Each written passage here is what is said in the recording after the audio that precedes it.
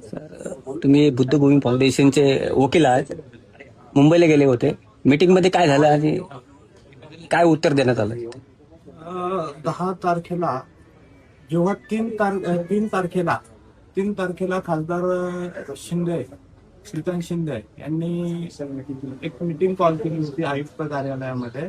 आणि आयुक्त कार्यालयामध्ये जेव्हा ते मीटिंगला आले तर ते एकदम उडवीचे उत्तर देण्याच्या याच्यामध्ये आले होते की बाबा हे जे आंदोलन सुरू आहे, ज्याप्रमाणे त्यांचं कनेक्शन ह्या बुद्धभूमीसोबत जोडलं जात आहे, हे जो ब्रिज होत आहे, हा ब्रिजचा जो कॉन्टॅक्ट आहे तो त्यांचे मेहुणे थोरवे यांचा असल्यामुळे त्यांचा डायरेक्ट कनेक्शन या बुद्धभूमीचे जे त्यांनी उद्ध्वस्त केलेलं आहे, बुद्ध मूर्त्या उद्ध्वस्त केलेल्या आहेत, स्तूप उद्ध्वस्त केलेला आहे, ह्या गोष्टींसोबत त्यांचं डायरेक्ट कनेक्शन जोडलेलं आहे.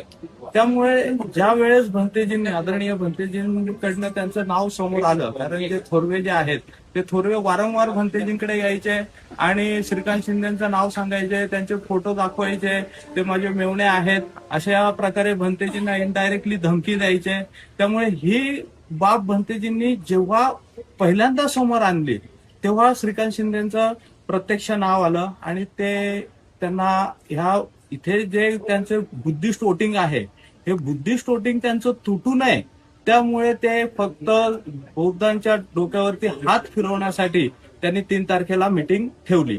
त्या मीटिंगमध्ये ज्यावेळेस भंतेजींनी त्यांची बाजू मांडली की बाबा हा जो टीडीआर दिला गेलेला आहे ह्या जागेचा, हा कशा चुकीच्या पद्धतीने दिलेला आहे, SC ST आयोगामध्ये जे अतिरिक्त आयुक्त आहेत गोडसे यांनी ज्या प्रकारे मान्य केलं आहे ऍफिडेव्हिट वरती की तिराहित व्यक्तींकडनं ही जागा KDMCच्या नावावरती आलेली आहे आणि या तिराहित व्यक्तींना टीडीआर दिलेला आहे.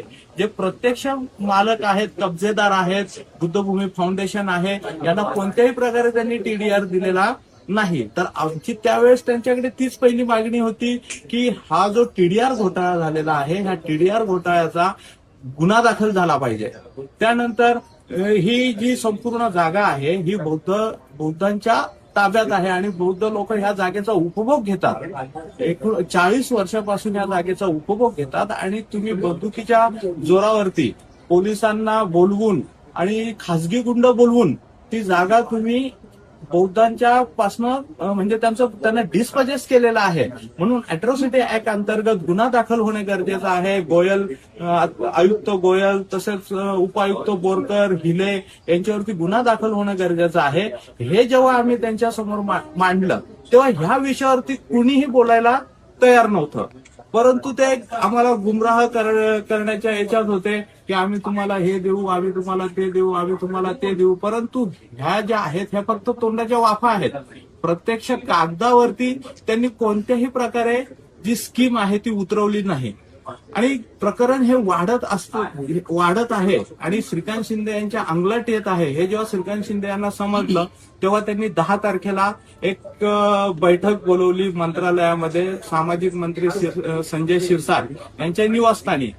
आणि त्या बैठकीमध्ये जेव्हा आम्ही तिथे पोहोचलो, भंतेजींसोबत आम्ही होतो, आम्ही तिथे गेलो तर आम्ही शॉक झालो की ज्या लोकांचा बुद्धभूमी फाउंडेशन सोबत दूरपर्यंत संबंध नाही असे काही लोक तिथे उपस्थित होते जे भंतेजींनी बोलवलेले नव्हते आणि ज्यांना कोणत्याही प्रकारे इन्व्हिटेशन दिलेलं नव्हतं. म्हणजे याचाच अर्थ ते लोक कोणी बोलवले होते? श्रीकांत शिंदे यांनी बोलवले होते.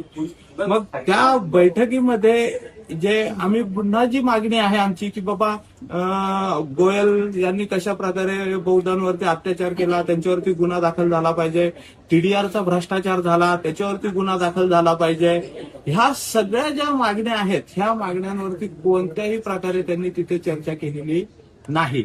आणि तिथे भंतेजींना काही जे आपले लोक त्यांनी इन्व्हाइट केले होते त्यांनी भंतेजींना, पूजनीय भंतेंना अरेरावी करण्याचा प्रयत्न केला, भंतेजींना दाबण्याचा प्रयत्न केला. ते भंतेजींनी त्यांच्या पत्रकार परिषदेमध्ये सांगितलेत. मग हा प्रकार जेव्हा बाहेर गेला तेव्हा काही आपला महिला वर्ग आत घुसून आला जबरदस्तीने आणि तेव्हा त्यांनी ते जे भंतेजींना दाबण्याचा प्रयत्न केला, श्यामदादा गायकवाड असतील किंवा किरण चेन्ने असतील यांना त्यांनी जाब विचारला महिला वर्गाने, तेव्हा त्यांनी तिथे जाहीररित्या माफी मागितली. आणि जे हा जो प्रकार घडलेला आहे, म्हणजे किरण चेन्नेंनी भंतेजींना खूप आरेरावी केली, हा जो प्रकार घडला हा आपले मित्र किरण शिंदे, ऍडव्होकेट किरण शिंदे ते देखील सोबत होते, त्यांनी तो चित्रित केलेला आहे. त्याचे पुरावे देखील त्यांच्याकडे आहेत त्या प्रकाराबाबत.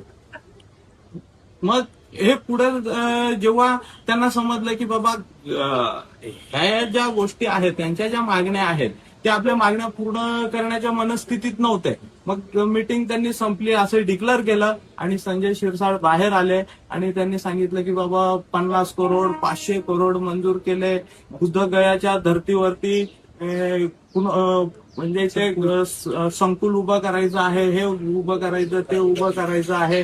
त्यांनी खूप मोठी मोठी आश्वासनं दिली, परंतु जे इतिवृत्त तयार झालं हे इतिवृत्त त्यांनी सार्वजनिक केलेलं आहे.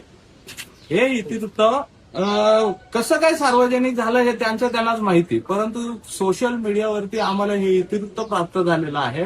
आणि ह्या इतिवृत्तामध्ये जे संजय शिरसाट त्यांच्या पत्रकार परिषदेमध्ये म्हणाले किंवा खासदार श्रीकांत शिंदे जे काही म्हणाले की बुद्धभूमी फाउंडेशनला आम्ही 500 करोड देतो, 50 करोड देतो, 5,000 करोड देतो, आम्ही ह्या वास्तू उभारून देतो, त्या वास्तू उभारून देतो, ह्या संपूर्ण इतिवृत्तामध्ये त्याचा कोणत्याही प्रकारे उल्लेख केलेला नाही. याचाच अर्थ संजय शिरसाट आणि श्रीकांत शिंदे यांनी पुन्हा एकदा बौद्ध समाजाला फसवण्याचं काम केलेलं आहे. आणि बुद्धभूमी फाउंडेशन जे बचाव आंदोलन सुरू झालेलं आहे त्या बचाव आंदोलनाला दाबण्याचा प्रकार फक्त ह्या 10 तारखेच्या बैठकीमध्ये खोटी आश्वासनं देऊन झालेला आहे. त्यामुळे माझे बौद्ध बांधवांना कळकळीची विनंती आहे, ह्या खोट्या आश्वासनांवरती तुम्ही कोणत्याही प्रकारे विश्वास न ठेवता 14 तारखेला जे आंदोलन सुरू होतंय केडीएमसीच्या 15 तारखेला जे आंदोलन सुरू होतंय केडीएमसीच्या मुख्यालयासमोर आपल्याला भंतेजींच्या पाठीमागे एकदम ठामपणे उभं राहायचं आहे. आता आपण काल पाहिलं की ह्या लोकांनी पेढे वाटले.